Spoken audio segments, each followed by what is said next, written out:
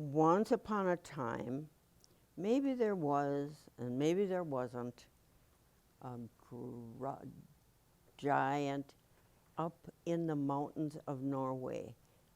His cave was dark and dirty, but it was near the fjord. And he kept looking down over the village, and he looked down on the setter girls who were up in the mountains living in their little hittas. And they were watching their goats, and they were watching their sheep, and they were making goat cheese and storing it in their hittas. And every once in a while, that bad-hearted giant would come down and steal the yay toast. But what he really liked the best, and he waited and waited for that first snowfall, that beautiful white snow all over the village, pristine, shining, and wonderful, and then all of that white codfish that was drying on the roof would disappear. And he waited for the unmistakable odor of the lutefisk coming up the mountain. Now there might be some people who understand the giant's bad behavior when they think about lutefisk with dripping with butter, swimming in cream sauce, and lefse with butter and brown sugar, and meatballs made with just a touch of nutmeg. And one day, as soon as he smelled it, he came down the mountain stomping and ranting and chanting and snorting and sniffing and stumbling and grumbling and thumping and jumping and tramping and stamping, and said, "Oh, I think I want some lutefisk. And if I don't get it, I will smash all the hittas in the mountain, and the setter girls won't have any place." And so they ran quickly, and they gave him all of the lutefisk that they had. And the women said, "Oh me, oh my, what will Christmas be like without lutefisk?" And their ones who loved lutefisk were mad as hornets, and some weren't mad at all.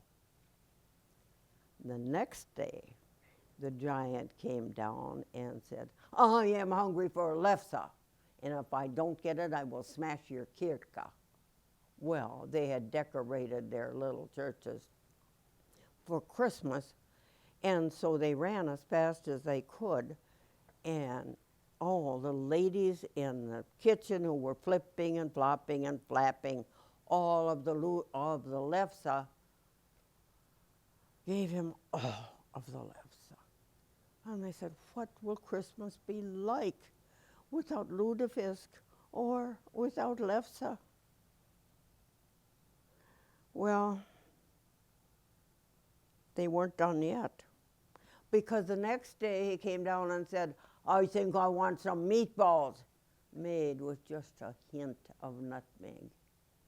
And so they ran and got dishpan and kettle full of meatballs and gave it to him, because he said he would smash their skis if he didn't give it to them. Well, they gave him the meatballs, and they said, "No, what are we going to do? What else will he do? Thank goodness the gumdrop cookies aren't made yet, so at least he doesn't have them. What are we going to do?" But you see, Norway has good helpers. They have the julenisse, and the julenisse know what to do. Well, the next day, the giant came down and said, "I want some children. I want them to come up and clean up my cave, and I want them to decorate my tree." And they said, "We can't let them have the children. What will we do?" Well, the julenisse said, "Children, dust flour all over your faces and go hide in a snowdrift. That bad-hearted giant only has one eye and he won't be able to see you. And because it was Christmas and the children always do what they're supposed to do at Christmas time, they ran and jumped in the snowdrift. Well, what are we going to do? They said. He will take our children if he finds them. And the Yule and Issa had a good idea. They said, you make a good fatiman. Make a fatiman fried in lard and powdered with powdered sugar. And then you put a handmade shawl over the fatiman, and you stand over the fatiman and you say magic words and you sing. And they sang loud and louder and louder. And when they finally sang, Ja, vi älskar detta landet, then the fatiman crawled out and said, why am I here?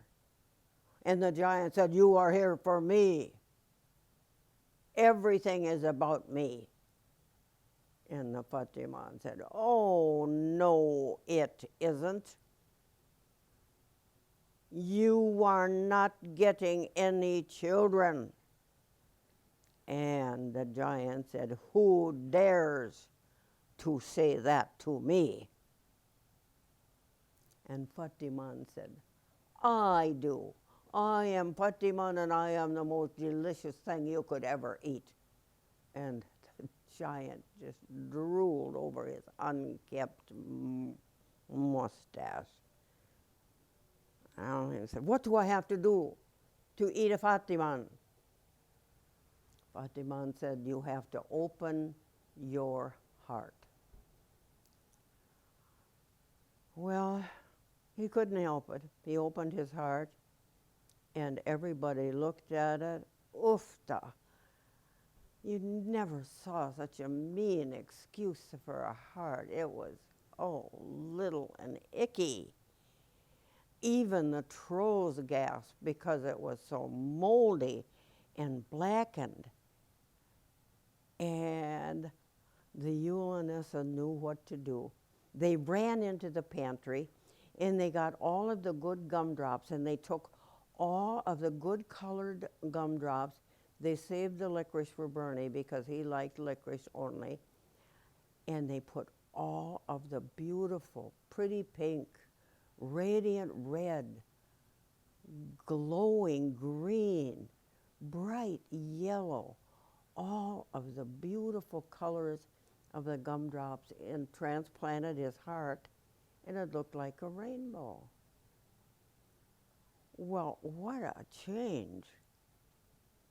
The bad-hearted giant had a good heart. And so the children said, okay, we'll go up and we'll clean your cave and we will decorate your Christmas tree. But there's a good part to the story. There's a good ending to the story. At the last minute, you make the rummegrøt.